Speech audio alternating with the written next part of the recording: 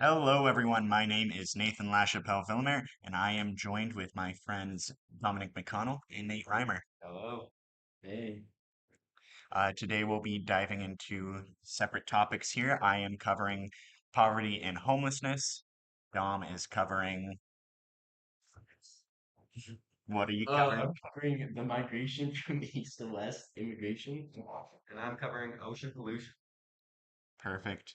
So, I'm just going to dive into the homeless and poverty issue. Um, I decided to go into this issue because as someone who has firsthand experienced being on the brink of homelessness and living through poverty and low welfare systems, I figured this is something that I am passionate about and something I should talk about. Um, Poverty isn't just an individual issue, it is a systemic issue. This is our government, this is everything to do with our system and how we work. Um,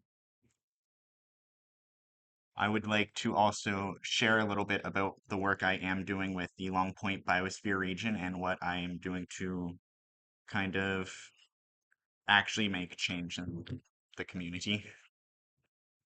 Yeah, so what are you doing? Let's hear. Okay, yeah. Um, Sorry.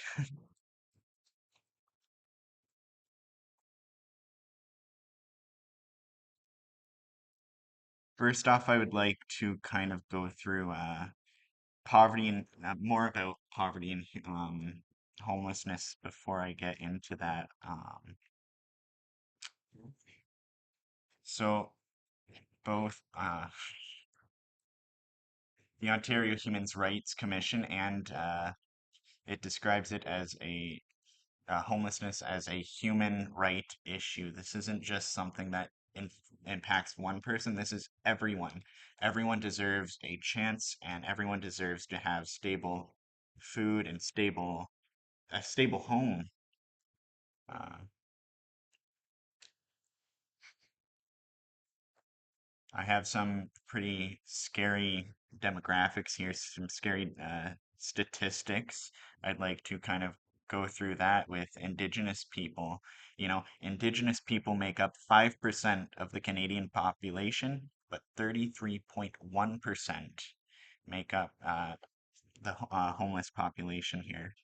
That those are just staggering numbers to me, and it again really highlights the systemic issues that is exactly what's wrong with our government today. That's very true. Yeah, we heard about something similar in our grade 11. What was this? Sure. Our grade 11 class we took, yeah, because we took native study. Yeah, yeah. um yeah. I'd also like to point out our education and literacy here. um there was a study shown that people who don't do well on the literacy test are more likely to end up in poverty or even homeless to some extent. And to me, that just really shows, how is that fair? How is that fair? How well you do in school or how well you do on a test or how is that how why should that determine your income? Yeah, no, because everyone has like different learning capabilities, right? So Yeah. it's just hard to judge. It's very true. And I'm someone who has dyslexia, and at a young age, I've always been almost discouraged, I guess, because, oh, I'm always going to be disadvantaged. I'm always going to have this issue with doing school. So I did because I was told. Grade three, I thought I was always discouraged. I was said I probably would do better in French, but I just, I don't know, with the school system discouraging kids and then now that also highlighting with how much you make, it just doesn't make sense to me. Why is the school system doing that? Instead, the school system should be, you know, sure, you are disadvantaged, but you can do just as well as any other person. That is the culture we need to go into. Just because you are struggling doesn't mean you can't work or you can't Yes. do So true. something. Yeah. I'd also like to quickly move on to the some of the different theories and sociological perspectives on poverty, if that makes sense. Um, the first one I have here is Oscar Lewis's culture of poverty theory, and his theory argues that poverty is through socialization. It's how you're taught and how your parents teach you, I guess. And I feel like he also argues that it's almost poverty kind of has their own community, I guess, and kind of their own behaviors. And again, I do like this theory because it works. It's true. Growing up in poverty, I feel a little bit different from someone who is experiencing probably an easier time, just because looking at Maslow's hierarchy of needs, I haven't really reached some of those basic needs sometimes, paying the bills or, it unfortunately comes to that as with my mom's a single mom, either you pay for heating or pay for eating some nights. Yeah, it's a very real issue that many Canadians face.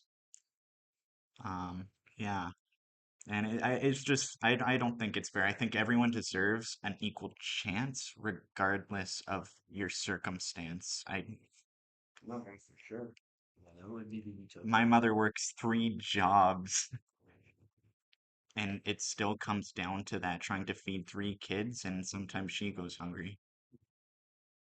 And I feel like now let's look at Karl Marx's theory of conflict. Yeah, very good. Conflict, having these super wealthy people built, like I'm talking the 1% of the 1%, they could probably feed us till we're 50 and they're still going to be loaded. Yeah. And I just, wow. I'm not a communist by any means, but I just don't think that's really fair either for some people to be starving while someone's living the luxury life like that. Yeah, Karl Marx was a communist, right? Yeah. Um, there's also def oh whoa uh def deflect theory here, and that's basically the theory that kind of craps on the homeless people. You put yourself in that situation. It's your fault you're there. You are uneducated, and that's why you're in the situation you are. Some guy in the Mississippi. And how is that the truth? I mean, sure, there are drug issues and drug addicts that do put themselves there to a certain extent, but that's not the case for everyone. That it really isn't. Mhm. And the fact that you say, "Hey, you put yourself there," I think that shows a level of entitlement to me. It does. Yeah. Just because you grew up, maybe not in the best situation, but in certainly a middle class family, how does that give you the right to say the lower class are just uneducated and it's not fair? No, yeah. The last sociological theory here is functionalism and Emile Durkheim. Functionalism basically argues poverty plays a role um, in the society we live in. But Durkheim works with showing that inequality and how we can face this actually is a solution to facing homelessness, and that's working with the community, working with the education system, working with government, and working with the overall people. That is one of the greatest ways we can face homelessness here.